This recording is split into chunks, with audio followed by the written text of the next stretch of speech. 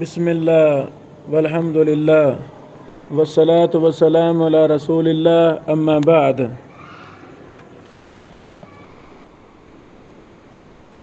سنن ابی داود حدیث نمبر 54۔ یہاں اصلاح کرنا ضروری ہے۔ ہم سے پہلے 2-3 احادیث کی نمبرنگ میں غلطی ہوئی ہے۔ 51 کو 52 بنا دیا، 52 کو 53، 53 کو 54 ایسے بنا دیا، وہ غلطی ہے۔ اللہ تعالیٰ رحم فرمائے۔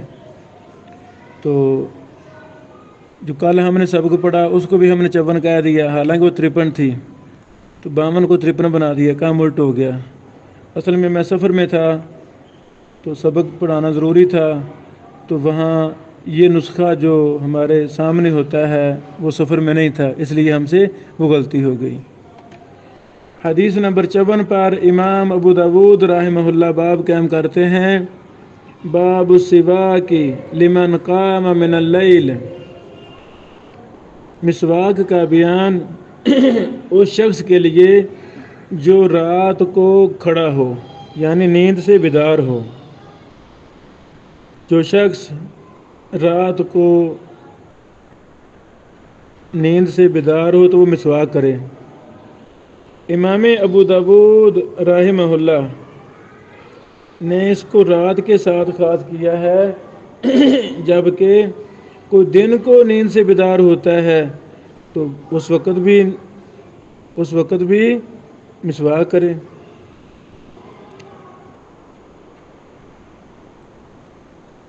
قال حدثنا محمد بن كثير قال حدثنا سفيان عن منصور وحسين عن ابي وائل عن حذيفة رضي الله تعالى عنه ان رسول الله صلى الله عليه وسلم كان اذا قام من الليل يشوس فاه بالسواك۔ سیدنا و محبوبنا حذیفہ رضی اللہ تعالیٰ عنہ سے روایت ہے، بے شک رسول اللہ صلی اللہ علیہ وسلم نے فرمایا، بے شک نبی پاک علیہ السلام تھے جب کھڑے ہوتے رات کو نیند سے بیدار ہوتے، یشوس فاہ اپنے منہ مبارک کو صاف کرتے مسواک کے ساتھ۔ الحمدللہ یہ حدیث متفق علیہ ہے۔ اصول حدیث میں متفق علیہ یہ اصطلاح اس وقت بولی جاتی ہے، لکھی جاتی ہے جب کوئی حدیث صحیح بخاری میں بھی ہو اور مسلم میں بھی ہو، اسی صحابی سے مروی ہو، وہی حدیث ہو، ایک ہی صحابی سے مروی ہو، یعنی بخاری میں بھی ابو ہریرہ سے ہے، مسلم میں بھی ابو ہریرہ سے ہے رضی اللہ تعالیٰ عنہ، اور حدیث بھی وہی ہے۔ جزوی فرق کسی جملے کا، لفظ کا ہو سکتا ہے، مثلا بخاری میں مفصل ہے، مسلم میں مختصر ہو، یہ ہو سکتا ہے۔ سند پیچھے سے مختلف ہو، آگے جا کے مل جائے، یہ ہوتا ہے۔ یعنی اصل اس حدیث کا بخاری میں بھی ہو، مسلم میں بھی ہو، اور راوی بھی ایک ہو، صحابی مراد ہے راوی سے، تو تب اس حدیث کو کہتے ہیں متفق علیہ۔ تو یہ حدیث متفق علیہ ہے۔ الحمدللہ یہ حدیث صحیح بخاری میں بھی ہے اور صحیح مسلم میں بھی ہے۔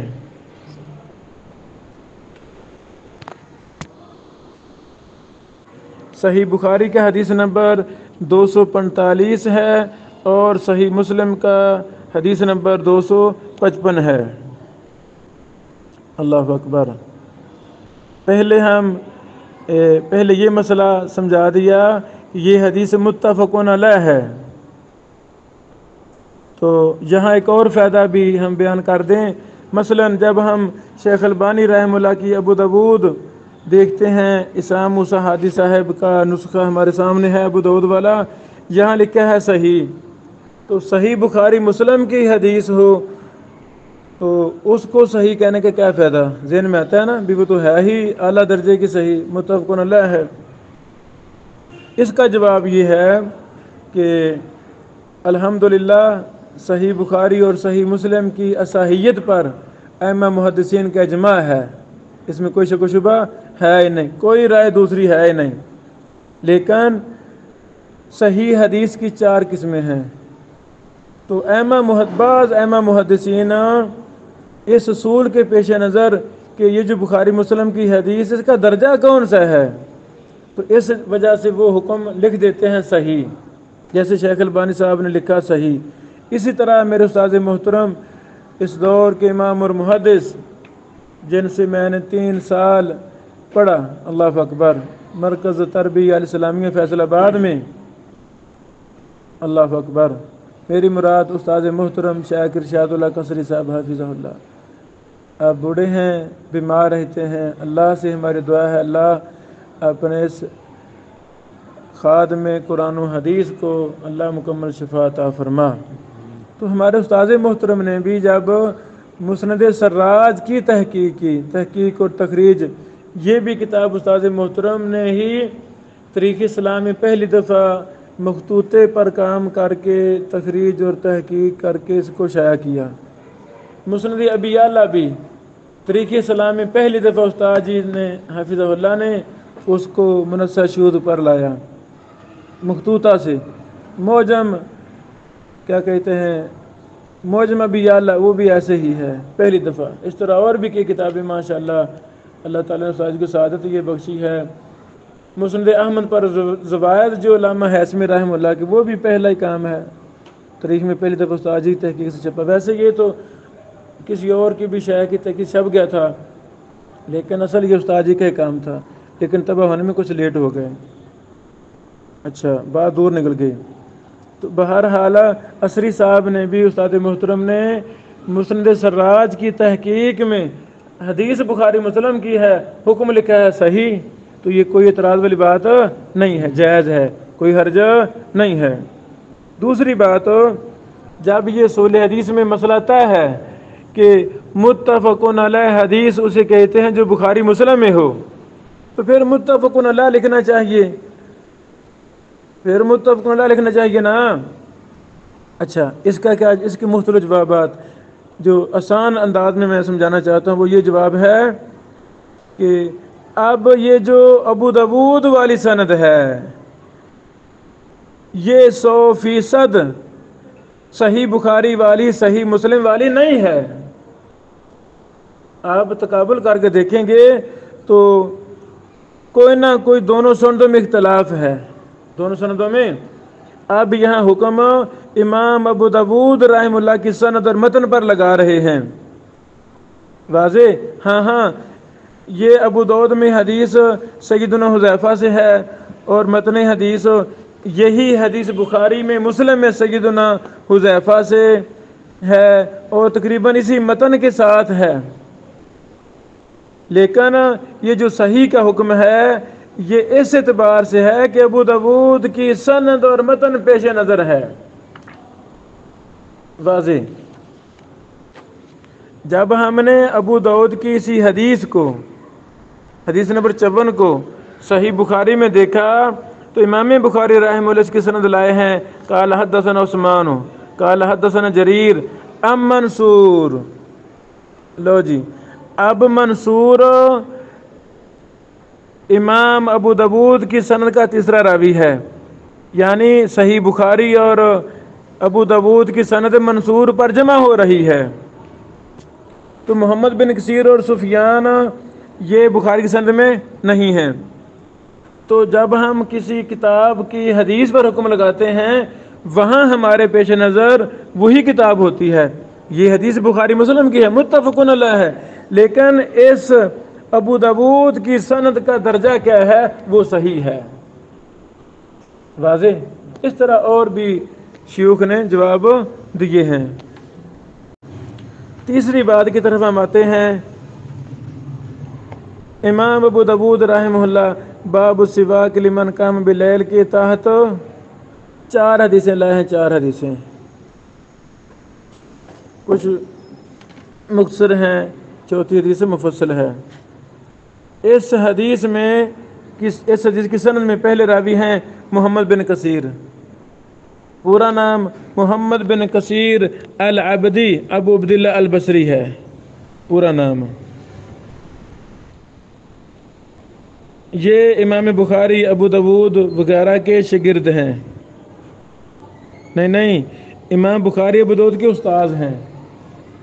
محمد بن کثیر صاحب امام بخاری صاحب کے اساتذہ میں سے ہیں، ابو داود کے بھی استاد محترم ہیں۔ امام ابو حاتم رحمہ اللہ نے ان کو صدوق کہا ہے، ابن حبان نے ثقات میں ذکر کیا ہے۔ امام احمد بن حنبل نے کہا ثقۃ، اسی طرح اور بھی محدثین نے کہا ہے ثقہ۔ ابن معین رحمہ اللہ نے یہ جو کہا ہے لم یکن بثقہ، کسی کا نہیں تھے۔ تو جب جرح و تعدیل کے الفاظ میں اختلاف ہو جائے تو کئی وجوہات ہیں، کئی اسباب ہیں، پھر جمع تطبیق کیسے دی جائے گی؟ یہ جرح و تعدیل کے اصول و ضوابط پر جو کتابیں ہیں ان میں یہ ساری تفصیل لکھی ہوئی ہے۔ جو ہم نے بھی کتاب لکھی جرح و تعدیل کے اصول و ضوابط، نیٹ پر بھی ہے، گوگل پر، وہاں بھی ہم نے اس پر بحث کی ہے۔ تو ابن معین رحمہ اللہ متشددین ائمہ میں سے تھے۔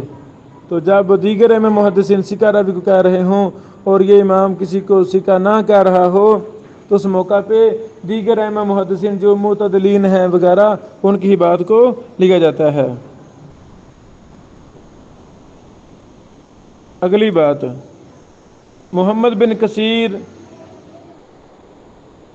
اگلے راوی ہیں سفیان۔ سفیان سے مراد سفیان ثوری ہے۔ سفیان دو ہی مشہور ہیں، سفیان بن عیینہ اور سفیان ثوری۔ یہ سفیان ثوری ہیں۔ آگے وہ بیان کرتے ہیں منصور سے۔ منصور کا نام منصور بن المعتمر۔ ان دونوں راویوں پر بحث پیچھے گزر چکی ہے ابو داود کی دراسہ کے اندر ہی۔ چوتھے راوی ہیں حسین بن عبد الرحمن السلمی ابو الحذیل الکوفی۔ یہ منصور بن المعتمر کے چچا کے بیٹے تھے، چچا زاد بھائی تھے۔ خوش قسمت ہے وہ انسان جس کا خاندان علماء کا خاندان ہو۔ آج ہی بیٹا ایک بتا رہا تھا کہ استاد جی میں اپنے خاندان کا 11واں عالم دین ہوں، 11واں۔ ماشاءاللہ، بڑی خوشی ہوئی، ماشاءاللہ۔ اللہ یہ سلسلہ قیامت تک جاری اور ساری رہے۔ ہم بھی اپنے خاندان کے پہلے ہیں چھوٹے سے طالب علم قرآن و حدیث کی طرف۔ ہماری دعا ہے، کوشش ہے، اے اللہ قیامت کی دیواروں تک یہ سلسلہ ہماری نسلوں میں، ہمارے شاگردوں میں جاری اور ساری رہے۔ ہم جہاں بہت سی دعائیں کرتے ہیں نا، تو ان دعاؤں میں اللہ اکبر، اللہ اکبر، اپنی اولاد کو، اپنی نسلوں کو بھی شامل کرنا چاہیے۔ ہم تو چاہتے ہیں آج سے 1000 سال بعد، آج سے 10,000 سال بعد بھی ہماری نسلوں میں، ہمارے طلبہ میں بڑے بڑے ائمہ محدثین ہوں۔ آمین۔ ہم دعائیں بھی کرتے ہیں، رب اجعلنی مقیم الصلاۃ ومن ذریتی ربنا وتقبل دعا ربنا اغفر لی ولوالدی۔ اللہ اکبر۔ اے اللہ میرے امی ابو کو معاف کر دے، ماں باپ کو۔ اللہ ہمارے بچوں کو معاف کر دے، بیٹیوں کو معاف کر دے۔ اللہ ہمارے بیٹوں کو معاف کر دے۔ اللہ ہمارے بچوں کی نسلوں کو معاف کر دے۔ اے اللہ ہمارے بہن بھائیوں کو معاف کر دے، ہمارے ماموں کو، چاچوں کو، خالوں کو، جتنے ہیں ان کو، خالاؤں کو، نسلوں کو، یا اللہ ہمارے نسلوں کو، ہمارے شاگردوں کو، ہمارے ساتھیوں کو، یا اللہ سب کو معاف کر دے۔ ہمیں اپنے لیے بھی دعا کرنی چاہیے، خیر و برکت کی دعا کرنی چاہیے، اپنی نسلوں کے لیے خیر و برکت کی دعا کرنی چاہیے۔ اللہ اکبر۔ رسول اللہ صلی اللہ علیہ وسلم نے فرمایا انا دعوت ابی ابراہیم، میں اپنے باپ ابراہیم علیہ السلام کی دعا ہوں۔ اللہ اکبر۔ یعنی انہوں نے وہ دعا کی تھی، اے اللہ ایک ایسا انسان بھیج جو لوگوں کو قرآن و سنت کی تعلیم دے، کتاب و حکمت کی تعلیم دے۔ تو ہمیں اپنی نسلوں کے لیے بھی دعا کرنی چاہیے۔ تو خوش قسمت ہے وہ انسان جس کے خاندان میں 2-4 محدثین ہوں، علماء نہیں، 11 علماء، ماشاءاللہ بڑی سعادت ہے۔ اللہ اب آپ کی نسلوں میں محدثین بھی پیدا فرمائے، بڑے بڑے شیخ الحدیث ائمہ دین پیدا فرمائے۔ اللہ تو قادر ہے۔ بہرحال حسین بن عبد الرحمن السلامی ابو الحزیل الکوفی، یہ منصور ابن المعتمر کے چچا کے بیٹے تھے۔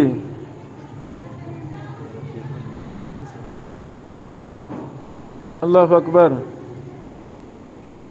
امام ابو حاتم رازی نے کہا حسین بن عبد الرحمن، ابو حاتم کہتے ہیں احمد سے، امام احمد رحم اللہ ان احمد نے کہا حسین بن عبد الرحمن سکہ ہیں، مامون ہیں۔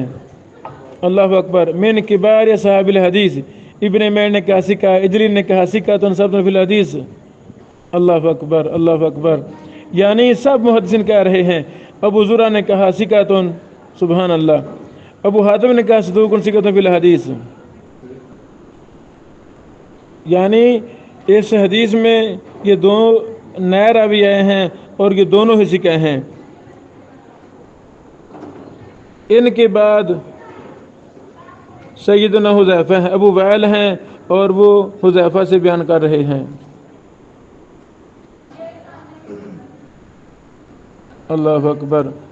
سیدنا ابو وائل کا مکمل نام شقیق بن سلمہ ہے۔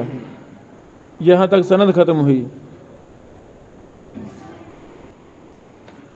متن حدیث میں لفظ ہے یشوس، اذا قام من اللیل، تو جب بھی انسان بیدار ہو، دن ہو یا رات ہو، صبح ہو یا شام ہو، جب بھی انسان بیدار ہو تو ہمیں مسواک کرنی چاہیے۔ یشوس، لفظ یشوس کا مطلب کیا ہے؟ امام نبوی رحمہ اللہ نے شرح مسلم کے اندر اس پر تفصیلی بحث کی ہے، جلد نمبر 3 صفحہ نمبر 145، کہ یشوسو کا جو راجح معنی ہے وہ ہے دانتوں کو صاف کرنا مسواک سے، آرازن، اوپر نیچے، چوڑائی کے اعتبار سے، اوپر نیچے، آرازن، یہ اوپر نیچے۔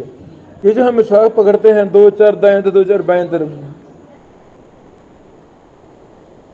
غلط تو ہم نہیں کہتے، چلو ہے تو مسواک ہی نا، لیکن جو سنت میں لفظ ہے حدیث میں یشوسو، یشوسو، یشوسو کا معنی ہوتا ہے دلک الاسنان عرضن، اوپر نیچے کو مسواک کو مارا جائے۔